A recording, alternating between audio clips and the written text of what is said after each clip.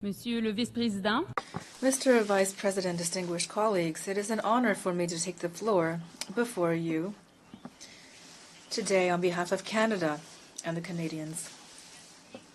I'd like to underscore that I am meeting with you here on the traditional territory of the Lenape people.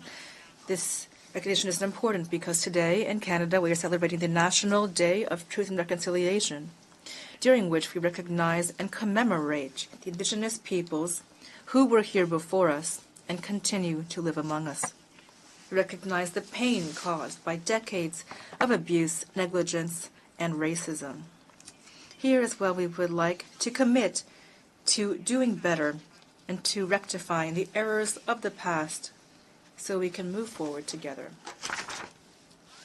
is a country based on the rights and freedoms that are enshrined in our constitutional charter. A core reason Canada is a prosperous society is that beyond offering the freedom to pursue a better life for you and your family, it is also a way for us to provide freedom from the barriers that prevent you from enjoying a better life. Freedom from fear, violence, intimidation, and discrimination. Freedoms that foster a sense of inclusivity and belonging. Freedom that protects the vulnerable and builds stronger communities.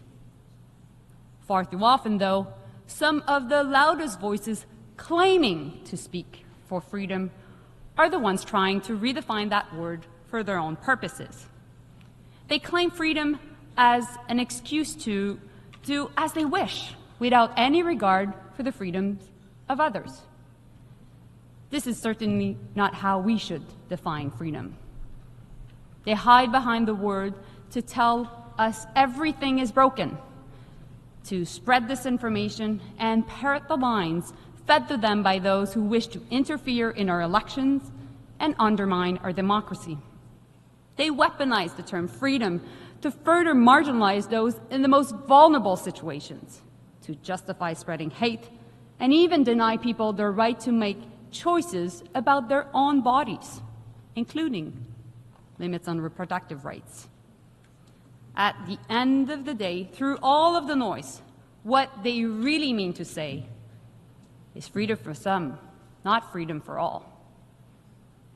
Often, the people who claim to speak for freedom are the same people who want the government to decide who people can love, who they are, or even what they can wear. We see it in our country. We see it around the world. At the international level, we see it when groups or countries declare that international law doesn't apply to them.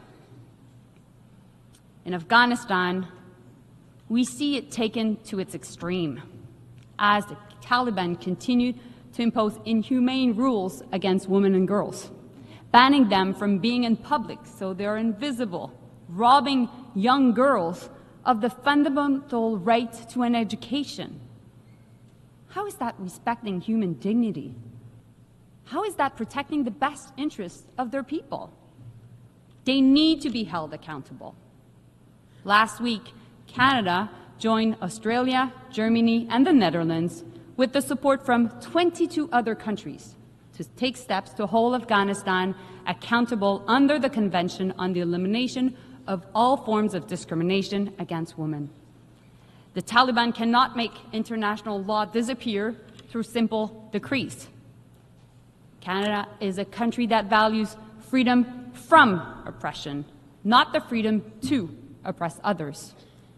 There should be nothing controversial about protecting human rights, including the dignity of all men and all women alike. On Haiti, the world cannot sit idly by as people suffer. La violence des gangs et la corruption incontrôlée. Gang violence and unchecked corruption in Haiti have created a disaster for the population, which has plunged into deep insecurity, with civilians being shot and children dying of hunger. Canada has always maintained that this crisis must be resolved by Haitians, for Haitians. Therefore, the Presidential Council for the Transition and the Government of Transition is striving to restore order, but they can't do so alone. The Haitian people needs a multinational support and security mission that works together with the Haitian National Police, not only to help the police restore order, but also to meet the population's basic needs. That is why Canada has invested more than $100 million to support that mission. It is doing its part. We must show the Haitian people that we will not abandon them. The UN Security Council must send a clear message to this effect, and I'd like to thank them for their decision today. I also would like to thank CARICOM and Kenya for the crucial role they are playing in the response to this crisis. Together, we can bring about lasting peace and stability in Haiti. Mr. President, what is happening in the Middle East is an unspeakable tragedy. Thousands have been killed in Israel, in Gaza, and in Lebanon, including many Canadians. This is a senseless war that goes against the dignity of human beings. The suffering on all sides must end. What the world continues to witness is a repeated cycle of violence where civilians pay the heaviest price. Canada is joining those urging Israel and Hezbollah to accept an immediate ceasefire. We need to create space for peace talks and save lives. There cannot be war in Lebanon. Full stop. UN Security Council resolutions must be respected. Families in southern Lebanon and families in northern Israel must be able to safely return to their homes. We have, and always will, insist that civilians be protected wherever they're from. Next week marks 1 year since the terrorist attacks by Hamas against Israel. And last March, I visited Kibbutz Kfar Aza, one of the communities attacked on October 7. I met Ayelet, a mother grieving her son who was brutally murdered in the attack, and he died protecting his fiancée. Ayelet recounted the terror of that day, the search for loved ones in burned homes. As she spoke about the horrors of October 7th, we heard the bombs as they landed in Gaza nearby and felt the ground shudder. In that moment, the duality of the tragedy befalling the Israeli and Palestinian people was profound, and it is a moment I will never forget. The situation in Gaza is inhumane. The level of suffering is unacceptable, and it must stop. Innocent Palestinians, women and children cannot pay the price of defeating Hamas. It must end. And a ceasefire is needed immediately. Hostages must be released. This requires both sides making real efforts. Mr. President, for lasting peace, Canada has long advocated for a two-state solution. We believe both Israelis and Palestinians have the right to exist. We all know a negotiated agreement is the best chance for Israelis and Palestinians to live side by side in peace and security. Unfortunately, Hamas, a terrorist organization, continues to operate in Gaza, refuses to release hostages, and refuses to lay down its weapons. And meanwhile, the government of Israel is against the creation of a Palestinian state. Violence against Palestinians by extremist settlers and expansion of settlements by Israel in the West Bank continue unabated. And this is unacceptable. Canada supports the creation of a Palestinian state. That is why we are providing security and development support to Palestinians themselves. We will officially recognize the state of Palestine at the right time, when it is the most conducive to building a lasting peace, and not necessarily as the last step. of a negotiated process. More than anything, this conflict has led to unspeakable pain. Communities are hurting. People have the right to protest peacefully, but nobody has the freedom to intimidate others. Polarization is a real problem, and division is real. We have a collective responsibility to bring people together. Mr. President, it's now been 2.5 years since Russia launched its illegal invasion of Ukraine. The human cost continues to grow. No country has the right and the freedom to invade its neighbor, and there's no freedom to impose your will on others. This aggression is a blatant violation of the UN Charter. Russia needs to get out of Ukraine now. And the Ukrainian people have the right to be free from fear and from aggression. They have the right to decide what their own future should be. And Mr. President, we all know that if Russia's aggression goes unchecked here, it will continue. Many countries in the region and the hemisphere are wondering if they will be next. And the world must not back down in denouncing this unjustifiable aggression, and Canada will not back down from its support for Ukraine. At the end of October, Canada will host a conference co-organized with Norway and Ukraine on the human dimension of Ukraine's 10-point peace formula. We will focus on the return of children to their families, as well as deported civilians and prisoners of war. Everyone, those affected by this war, is entitled to freedom from violence and from being forced from their home. Monsieur le Président, Mr. President, the issues I've just spoken about have to do with massive challenges, and this institution has a key role to play to bring us toward solutions together. The UN's detractors accuse it of being unable to resolve the problems that the world is facing today. And worse, some, one might call them conspiracy theorists, even think that the UN is the cause of some of these problems. Both of these groups are ignorant of reality and the strength of this organization. The UN is a unique platform allowing us to come together and speak to each other on an equal footing, to try to reconcile our differences, sometimes profound, through discussion and through seeking consensus. And that is why Canada supported the adoption of the Pact for the Future during the Summit of the Future held last week.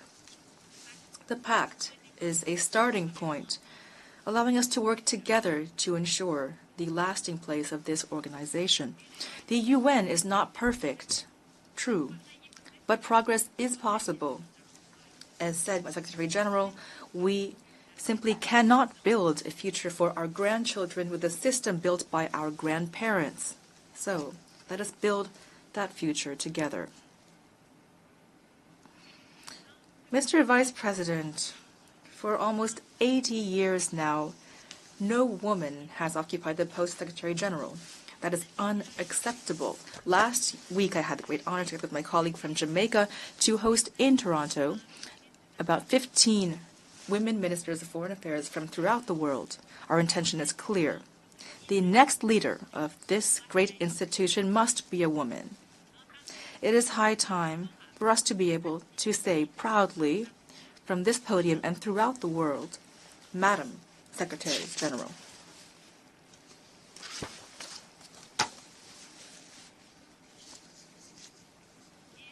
And I will say the same thing for the post of President of the General Assembly. Mr. Vice President, with all due respect, which you inspire in me as well as the President, I hope that next year delegates will be speaking to a Madam President, and I think that many of us here today share that desire. Mr. President, let me speak to you about my mother. She will be so pleased to know that I'm speaking about her here at the United Nations. You know, my mother and my grandmother are among millions of women throughout the world who fought fiercely for equal rights. They did so alongside the mothers and grandmothers of many of those present here today in this room.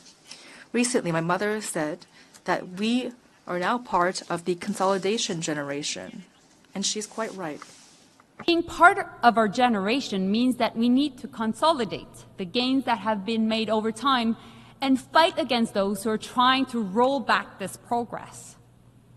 It also means that we need to continue to fight so that women and girls everywhere have the right to make choices about their own bodies and their own lives. We see the difference this gap in freedoms creates. When women are robbed of the right to decide when to have children, they lose out on education and job opportunities. And when women don't have access to safe abortions, their lives are put at risk. And when women are denied access to safe contraception and fertility treatment, they lose the power to make choices that have the most profound impacts on their lives. Attacks on sexual and reproductive health rights are an attack on equality rights, and they're an affront to basic dignity. Nous devons toujours avoir We must all have the right to choose for ourselves what kind of birth control to use.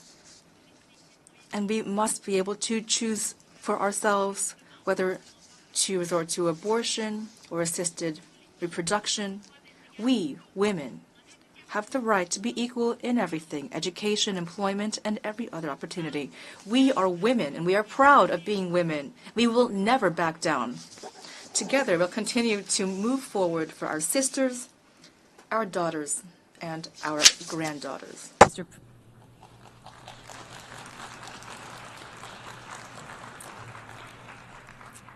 Mr. President, 2 years ago, I stood here and said countries around the world were faced with a choice. And we still have that choice today. We can choose a world where rules can be broken by the powerful, bringing us back to darker times of tension and conflicts. Or we can choose a world to uphold human rights, opportunities for all, peace and prosperity, where people work together to solve problems. Canada will work with partners to move us beyond this moment of crisis. A new future is being shaped. We must not fail. Thank you. Merci.